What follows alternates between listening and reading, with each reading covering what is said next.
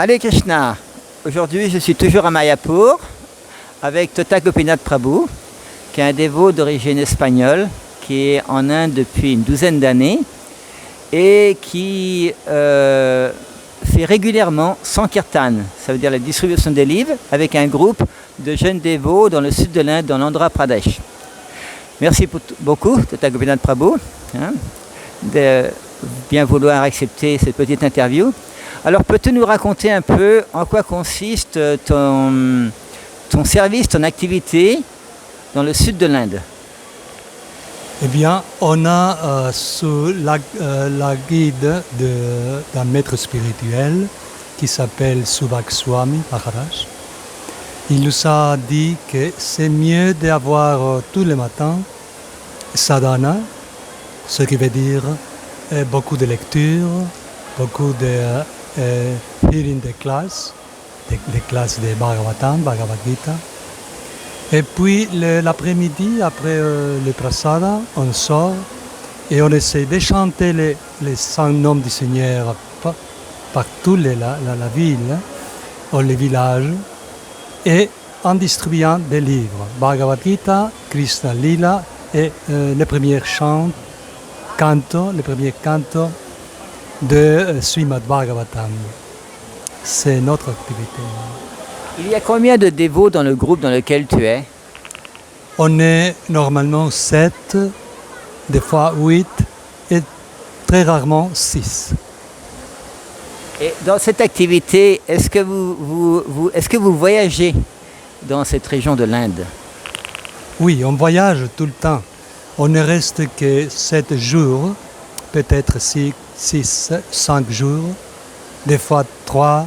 Et quand on est 8, la ville est finie tout de suite, donc on change de ville tous les jours. Ça veut dire que vous êtes en ce qu'on appelle Sankirtan voyageant.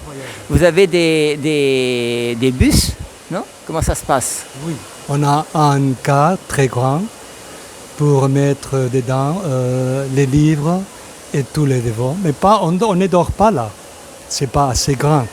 On essaie de prendre, pas de louer, de prendre un temple de différentes déités. Donc ils sont très gentils, ils nous laissent pendant quelques jours la place pour dormir, pour cuisiner, parce que les gens sont très gentils en Inde, ils comprennent très bien ce qu'on fait. La distribution des Bhagavad Gita est considérée quelque chose de très belle. Et donc on est bien placé, on est heureux. Oui. Ça veut dire que les temples en Inde, ils apprécient l'activité du Sankirtan et facilitent le service des dévots qui font l'austérité du Sankirtan. Alors toi-même, je sais que tu es d'origine espagnole, tu parles bien anglais, tu parles bien français, mais est-ce que tu parles Telugu, la langue de l'Andhra? Pas du tout. J'ai une mental resistance. Je ne peux pas éviter. C'est pas possible de parler, d'apprendre. Je ne pratique pas non plus parce que je lis tout. Pendant le matin, je lis, j'écoute en anglais Srila Prabhupada. Donc je n'ai pas le temps d'étudier, de me mettre à l'intérieur de ces trucs-là. Donc pas de Telugu, pas d'hindi, rien du tout. Uniquement l'anglais? Uniquement en anglais, oui. Et même le français, je risque d'oublier. Malheureusement, parce que j'ai beaucoup aimé le français, et je risque de l'oublier. Je lis pas mal de littérature française, mais maintenant je lis le Bhagavatam et le Bhagavad Gita. C'est ça ce qu'il faut faire. Oui, mais le français, c'est comme le vélo, ça ne se perd pas. C'est-à-dire, alors, cette activité de Sankirtan, c'est-à-dire que ça consiste à chanter les noms de Krishna, présenter les livres de Srila Prabhupada. Est-ce que vous faites de temps en temps des petits programmes chez des gens qui vous invitent? Et oui, très souvent. Au moins 2 programmes par semaine. Donc, parce que je suis le vieux, le plus âgé du groupe, on me demande toujours de donner des cours, des classes, quelques talking, donc de dire quelque chose, de parler. de leur dire que Krishna est Dieu, qu'il faut absolument chanter le saint nom du Seigneur parce on serait plus heureux comme ça. Donc je le dis tout le temps. C'est ça. Et ça veut dire que pour toi, par exemple, tu as quand même plus de 70 ans quand même. Hein? Et est-ce que c'est pas trop austère physiquement d'être pratiquement constamment en train de voyager? Pas pour l'instant. Heureusement, je me sens tellement bien, la santé est très bonne, je me sens fort, enthousiaste. C'est pas bête, c'est une miséricorde de Krishna, de mon maître spirituel, de Srila Prabhupada, parce qu'ils peuvent peut-être être satisfaits avec mon service. Enfin, peut-être. Donc, ils me donnent de la santé. C'est bien, ça marche bien. Ça montre que quand on est enthousiaste à servir la mission de Srila Prabhupada, Krishna nous aide en donnant la santé. Quelles sont tes réalisations? Parce que ça fait quelques années que tu fais ça dans le sud de l'Inde, au niveau personnel et puis au niveau que tu es dans un groupe de dévots beaucoup plus jeunes que toi. Des réalisations, il y en a tout le temps. Par exemple, quand je prêche, quand j'essaie de donner un livre, des fois je suis très exigeant, des fois je suis très suave, doux, mais ça ne marche pas non plus. Donc, je deviens de plus en plus naturel. Je leur dis que c'est absolument nécessaire d'acheter ce livre. Et même si vous avez ce livre déjà, il faut en acheter un autre, pour donner tous les amis, tous les ennemis, je dis les amis, les ennemis, parce qu'il faut distribuer la sagesse dans ces livres. Il faut la distribuer partout. Et nous ne pouvons pas le faire tout seuls. Donc si vous achetez un livre ou 2 livres, vous pouvez distribuer l'autre à vos amis, à vos ennemis. Donc comme ça peut être distribué, la sagesse, les savoirs de l'Inde, le Vedas. C'est ça. Quel est personnellement l'impact des livres de Srila Prabhupada dans ta propre vie? Énorme. La connaissance qu'il nous a donnée Srila Prabhupada est tellement énorme que si bien on a des problèmes des fois, le mental n'est pas complètement équilibré, des choses comme ça. La connaissance est tellement forte, tellement puissante, que ça prend tout, tout le mental, tout le cœur. On ne se rend pas compte qu'on souffre ou que c'est pas grave ça. N'importe quoi, il arrive, la connaissance est supérieure. Krishna est là, il nous aide. Srila Prabhupada est mon maître spirituel, m'aide.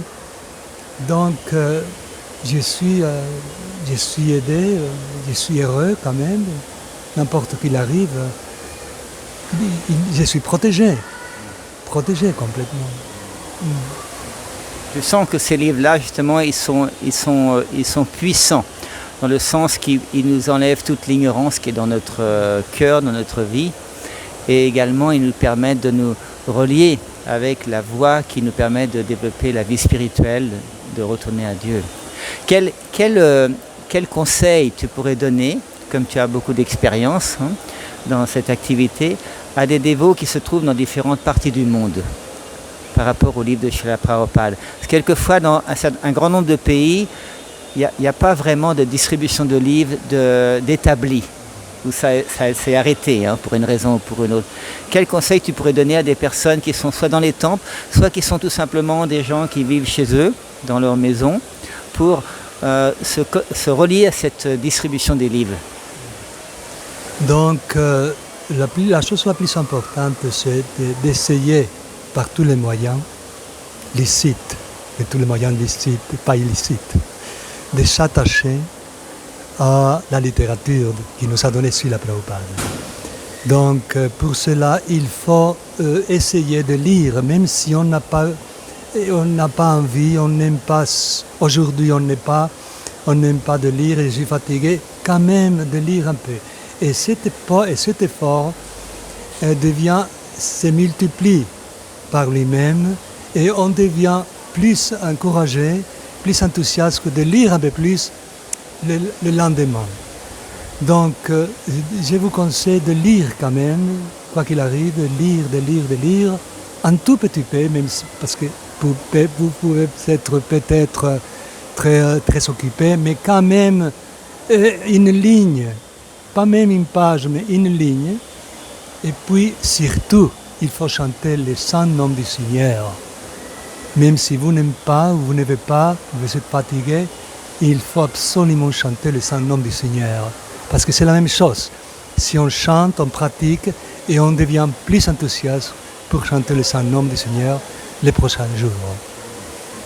D'ailleurs, c'est comme un ensemble.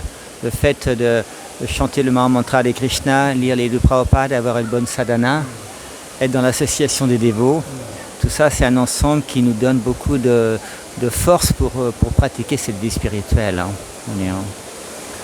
Est-ce que tu aurais, par exemple, pour conclure, un message pour les dévots qui sont dans le monde francophone, ça peut être en France, au Canada, en Afrique, différents endroits, pour qui développent ce goût de développer la conscience de Krishna?